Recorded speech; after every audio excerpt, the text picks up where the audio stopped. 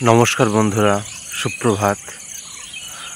আসলে প্রকৃতির টান বড় টান।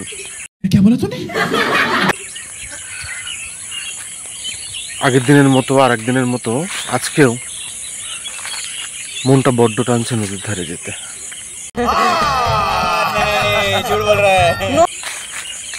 আসলে একান্ত একাকী নিবিড়ে যখন কিছুই মাথায় আসে না, তখন শুধু প্রকৃতি কাছে ডাকে।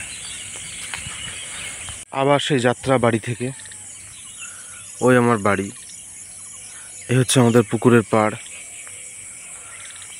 তো সেখান থেকে আবার হাঁটা শুরু করলাম।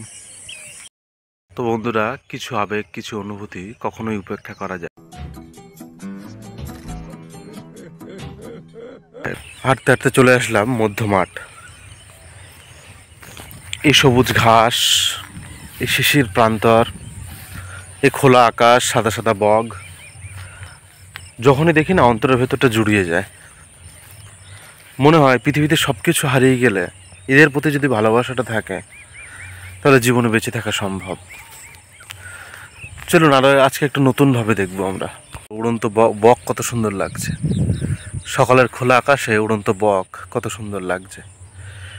সূর্যের একটা আভা, সূর্যের একটা রশ্মি। জীবনে এইটুকু জিনিসের প্রতি যদি আপনি আসক্ত থাকতে পারেন, এর থেকে ভালোবাসা উপরের আর কিছু হয় না। আমরা যেমন সময়টা কাটাই আমাজন অববাহিকা, ঠিক তেমন নদীর ধারের ওয়েদারটা ঠিক তেমন হয়ে গেছে। মনে হচ্ছে না আমাজনের জঙ্গল দিয়ে পার হচ্ছে। এই গাছগুলোতে এতটা পরিমাণে কুল হয়, দুই সাইডে সব কুল গাছ। আমরা তো প্রত্যেক কুলের সময় মাঠে আসি, আর এক একটা গাছ থেকে কুল টেস্ট করে দেখি যে কোন গাছের কুল কেমন খেতে। আপনাদের ওখানে যদি দেশি কুল না পাওয়া যায়, আপনারা এখানে এসে খেতে পারেন। আর এই যে নদীটা পার করলেই ওই দিকে হচ্ছে একটা গ্রাম। ঠিক আছে, এখন দেখতে পাচ্ছেন হয়তো জল নেই বেহুলা নদীতে। তার কারণ হচ্ছে যে এখন তো সেই গরমকাল, ভাটা চলছে, ওই জন্য জল নেই। বর্ষাকালে পুরো কানায় কানায় ভর্তি থাকে। তো এই নদী আর নদীর ওই পারে আছে গ্রাম। তো বন্ধুরা, হাঁটতে হাঁটতে চলে এসেছি শেষ অবধি। আগের দিন আমি আপনাদের একটা লিভার পাম্প দেখালাম। তো এই হচ্ছে নদীর আর একটা লিভার পাম্প। তো এখান থেকে এই জ্বালানা যে আছে, এখান থেকে পাইপ বেরিয়ে ওই যে জল দেখতে পাচ্ছেন, নদীর জল ওই পর্যন্ত সব নদীতে পাইপ যায়, দিয়ে ওখান থেকে জল এসে চাষ হয়।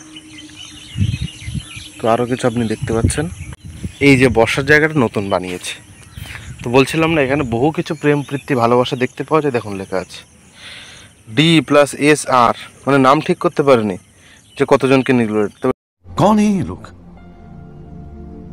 कहां से आते हैं? D+S তো হচ্ছে K+SSK। তারপর একজন লিখতে গিয়েছিল, সে এত বড় বিদ্বান ব্যক্তি, তার নাম হচ্ছে সুরিয়া, যাই হোক, তো লিখেছে সুরাই দাস।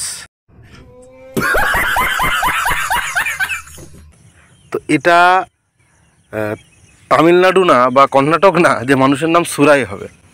ঠিক আছে, তার মধ্যে একটা ব্যাপার দেখুন, এক কাকা ছুচু করছে।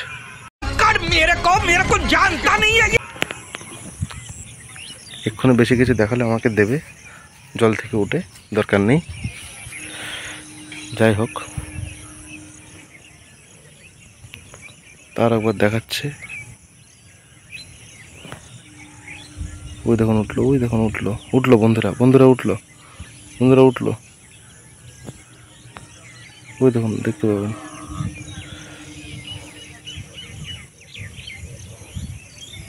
ওই দেখুন জলে গা উড়িয়ে বসে আছে। देखा आपने लापरवाही का नतीजा है।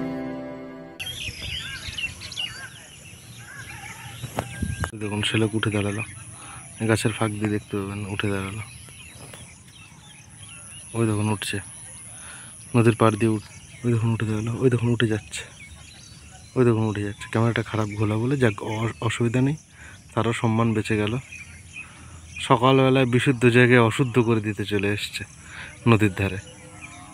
ওই দেখুন যাচ্ছে। বড়ই রোমাঞ্চের মধ্যে দিয়ে আজকের এই ব্লগ শেষ হলো। এগুলো নদীর ধারে ছাড়া দেখা সম্ভব না, সকালবেলা অনেক কিছুই দেখতে হয়।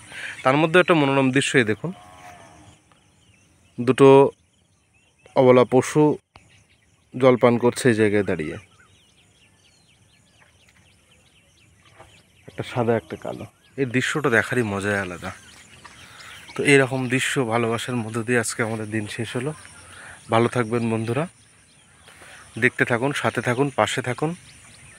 শুভ সকাল।